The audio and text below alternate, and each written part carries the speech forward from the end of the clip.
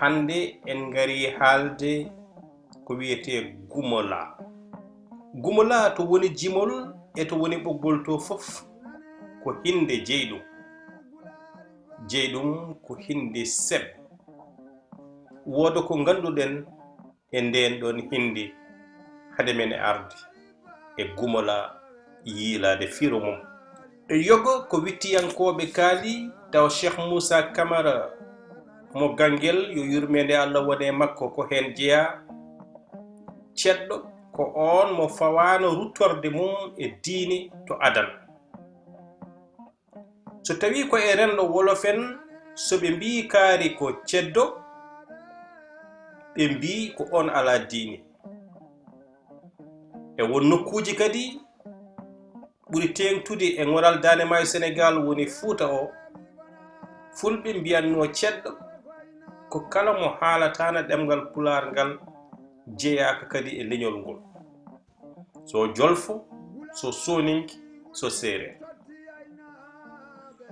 Seereer e Jolfo mbiye ceddo jeeri, Soninke noddire ceddo galamba. So a yehi to Gaabu kala ko wiya toon ceddo tawata ko soose. So en daari ni e wiide Oumar Kane yo yurmede Allah wone makko, ɗum tawate koye nder deftere makko wiitende la première hégémonie Peul.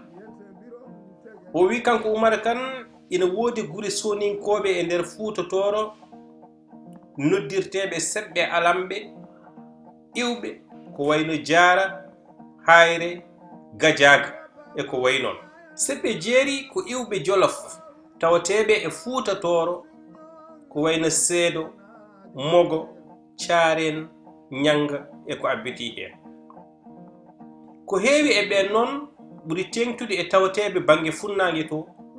ko artidnoɓe e almami Abdoul Kadir Kane caggal nde nanga e wolde Bungowi gonɗen ko hedde 1796. Jolfuɓe ardunoɓe makko cosi guri mumen bangi. Kono e nder rendo Haalpulaar en sen mbi ceddo ko jambaro keednoɗo e nden ko e kisal rendo. Ina tawe e guri e nder reedu Fuuta taw ko SEBBE ɓe jogii fof. Limten hen Juude Jaaɓi, Ngijilon, Cehel e ƴaga Awgaali, Horko Ƴere, Janjooli, Jowol, Godo, Waali Jantan e ko abbiti hen. Leppi mabɓe ko Jagaraf, Jagodin e won nokkuji kadi wonta tawata Farba, tawa Bummuy, tawa Farmbal, tawa Bejjew. Bummuy tawete ko hoore Fonde, kono sa ƴeewi lefol ngol ummi ko Jolof ɗo wiyete Muy. Ndegol ari nde wiyeteno ko Buuru Muy wontoye Bummuy. Ngon wuro Muy ina woodi ha joni to Jolof to. Nde ɓe ngari noon ɓe gardi e lefol maɓɓe laamu Buuru Muy ko kam wontoye Bummuy ko jayɓe piiletengol ɗon lefol.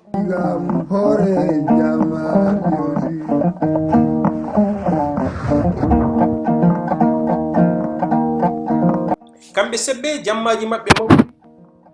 ɓe mbaali dawrude hare woni jamma gunnabi to moni fof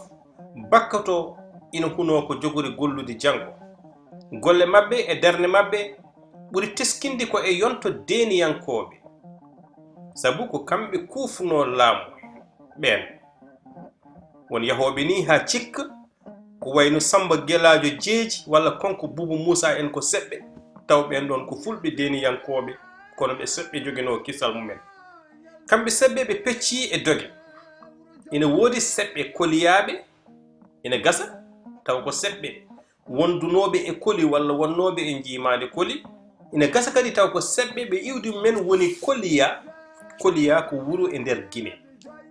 Hewɓe ɓen ni jogii ko jettoɗe fulɓe ko Ba, Sow, Dia, Sall e ko nandi hen. Ina woodi kadi sebɓe labayaɓe e duganaɓe ɓen ɓuri hewde koto wiite Dammo, kono ɓuri yaajde ko sebɓe wurankoɓe to diwan Hayre Lawto ko awgalinaɓe ɓe noddirte, kono kadi eɓe tawe e guri Tooro jettoɗe kolliroje koɓe arani en e leñol fulɓe ina keewi sanne: Ndaw, Kobor, Lakon, Sebor, Mangan, Sujjan, Mbeñiga, Congan e ko abbiti hen. Ko sabu mabɓe noon Fuutu waawi heɓde geɗal, waawi kadi heɓde hoore mum. Koɓe jambareɓe sasɓe fonduɓe gurdam e mayde ko ƴiiƴe meeje jaatiraɓe maɓɓe ndidira keeri Fuuta e yoga e guri mum. Kamɓe jeeyi leɓol Gumalaa. Joni noon holko firti Gumalaa e holto Gumalaa ummi? Amadou o ami dogde suudade ñade suudade jamgal mangal demi kongal gamgame. To bangi iwdi hayso tawi andude iwdi Gumalaa weeɓani ina anda kam ko jimol bakko jambareede cabbi tabalde gulnoje ƴiƴam hinde wiyeteede SEBBE. Ngol ɗo jimol hayso andaka nde ari ngol lolli ko ene walde bilbasi, wadde ngol foti feñde koye yonto deniyankoɓe. Nden walde bilbasi ko hakkunde Samba Guelaji Boubakara Tabakari walla mbiyen Samba Guelaji Jeegi e konko Boubou Moussa. Rajjaji kewɗi e nder jimɗi Sammariya Moolo ina kollira walla ina duttina en e ɗen ñalaade hari hakkunde konko Boubou Moussa e Samba Guelaji Jeegi. Nden walde wanno ko sara jowol e nokku biyeteɗo Boowal walla ceenal Bilbasi, ɗum wanno ko hedde 1738 walla 1739 woni hitande ujunere e temedde jeeɗiɗi e capantati e jeetati walla capantati e jeenayi.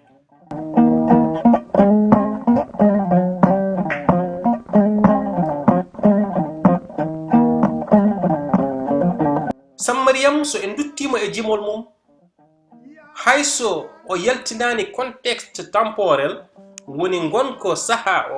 o ruttini en e contexte spatial woni nokku o ɗo waɗa ɗum. O wi ñande gulaali ngulli e jowol, ñande taballeji jayni e Bilbasi. Jowol Bilbasi. Lowdu jimol Gumalaa ngol artiri kadi yimɓe ɓe indi mumen peeñno e walde Bilbasi nde. E nder jiilaw hakkunde piyande e gaawe jimowo o ina wiya: komi majjiraɗo mbeɗa yiilo mbeñu Ganna, mbeɗa yiilo Farba Biran, Farba Hamet, mbeɗa yiilo joom tabalde ɓolde e geƴƴelle. Joni noon holko woni Gumalaa? Helɓere nde ina setti andude FIRO mum, kono jimol ngol hen sahaji nawto Gumalaa e inde neɗɗo, hen sahaji nawto Gumalaa e inde gaawe e inde jogetaji, hen sahaji nawto Gumalaa ni e inde bawɗi piyeteɗi. Jimol Gumalaa ni so ina fuɗɗorto ko bisimillahi jam, bisimillahi Sule Ndiaye, Sule Bouba Gaysiri, aramani ko konko Boubou Moussa. ɗe daaɗi garwaniji Gumalaa e rorɓe jam kolliri Sule Ndiaye ko neɗɗo jam yamo wonno, konko Boubou Moussa ko joom yurmede wonno, lamɗo joom yurmede, laamiɗo duuɓi jeeɗiɗi e nder on ɗon nokku, taw ko duuɓi jeeɗiɗi belɗi e miskineɓe. Jimowo hono Sammariyam ina wiya e nder Gumalaa mum: Samba joli ñande jeeyi ñande Samba laami ñande. Gulaali totti aynaɓe Bilbasi, aynaɓe totti tenoɓe, tenoɓe totti wuppoɓe, wuppoɓe totti ƴogoɓe, ƴogoɓe totti Gumalaa. Gumalaa yetta birom tegeji birom ummu koy wuro bamma yana ɗiɗo rajjaji ina kollira walla ina cikkina en Gumalaa ko inde neɗɗo wonno jamaro mo cuusal mum rokki ɗum heptude jimol jambaragal ngal ko Allah noon andi to bange goɗɗo Samariyam moolo ina andina en e nder lowdi jimol ngol ɗo wiyata holko yawri jambaro ɓe mbima ko kural yawri jambaro Samba Aljuma wi holko yawri jambaro ɓe mbima ko jamdi ɓaleri yawri jambaro o wi wona ɗum yawri jambaro Samba Aljuma wi ko Gumalaa yawri jambaro o wi Gumalaa ko saskin ko catal sondu wonti fiyande ɗo kadi woodi ko feeñi e ngol ɗo jimol ko ina andina en walla ko ina jammina en ko holko woni Gumalaa so wi ko Gumalaa yawri jambaro ɗo Gumalaa ina wawi wonde mbaggu ngulnowo ƴiyam jambareɓe ina wawi wonde daande on ɗon jimowo ngol ɗon jimol kono kadi ɗo Gumalaa ina wawi wonde hay jogitari jambaro o Samba tono gelaje Samba jom so jambaro o sasi wiya ya Allah yo nenam dadam yo kawam fiilam sabu ko nenam dadnomi ko tiiɗani hay so Gumalaa woni jimol walla wonti inde jimol wari inde jimanoɗo o walla jimnoɗo o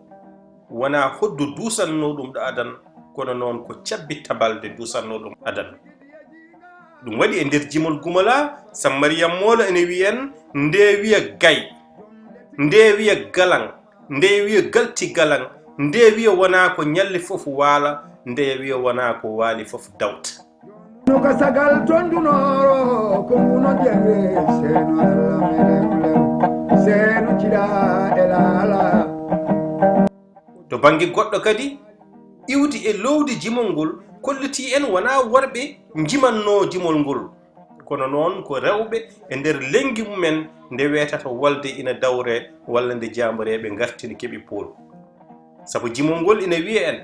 seɓɓe tawɓe jambareɓe ndendi e bilbasi rewɓe sewɓe warankoɓe ndendi jamma so a yiyani worɓe maɓɓe warankoɓe waɗɗotoɓe e jowol eɓe ndiwa e bilbasi so a nanani kelle gulali ɗi bawɗi e sabreji bilbasi so a nanani kelle e kapsunaji jalla bone jambaro tusubaro nangi ñande hen jambaro mettinani ñande hen jambaro mettinanani mo ina ɓato ɓeto war guiɗuma so gari ma nani doga ɗiɗo kadi konguɗi ina nawta en to walde bilbasi ɗo jimol Gumalaa nawda e cabbi tabalde bawɗi sabareje e kapsunaji finde wonde hollirode jimol Gumalaa ngol yima ko e bilbasi ko konguɗi hakkude Samba Gelaajo jeegi e baydi Maham Dawud wonno koye ngore caangol mbolo gawdi Samba wiimo fuyba baydi Maham Dawud baydi wiimo mi wundi e wondore mi waati e watore e wonki yuman Fatimata jeewo galle hande dey kural yahata nawrani hakkunde dimo e dimajo ndiwre kam kuri mbeɗa ŋañoro bandam Samba heɓɓiti kadi wiimo fuyba baydi Maham Dawudu pucci barode ngari e dow ma baydi wi mi fuybotako Samba Gelaajo jeeji namdimo holko hadma fuybade o wi ɓiɓɓe nonankoɓe ko cooji eɓe mbawi ñallude ɓe ñamani kono ɓe mbawa ñallude ɓe kalani so ɓe nawi comcam maayo wona wuppe laaɓani liire yorani sowe fewani paase ɗiggani urne urani ɓe mbiya holko waɗi noon comci makko wiye ko dono Gelaajo jeeji fuybimo e wendu gawdi baydi fuybo e wendu gawdule pucci baraɗi ngari e ma